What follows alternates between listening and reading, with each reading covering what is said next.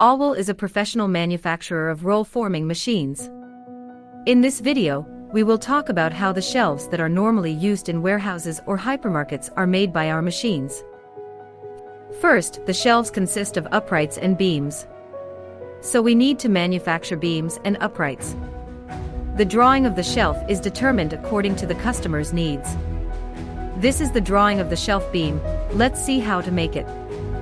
This is the machine our company put into use in Beijing this year. Process 1: punching.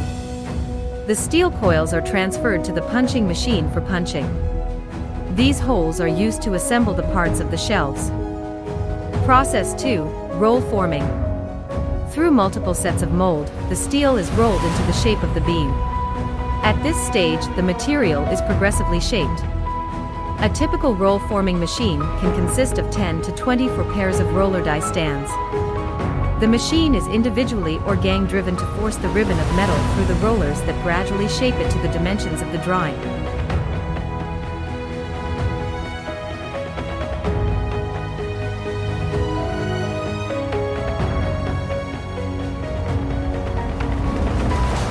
Process 3: cutting of the finished set according to the set length.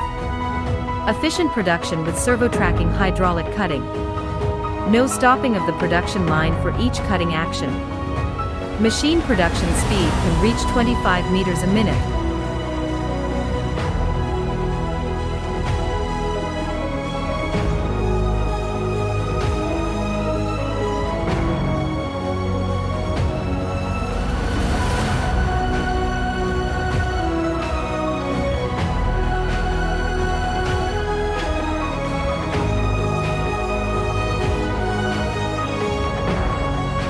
Process 4.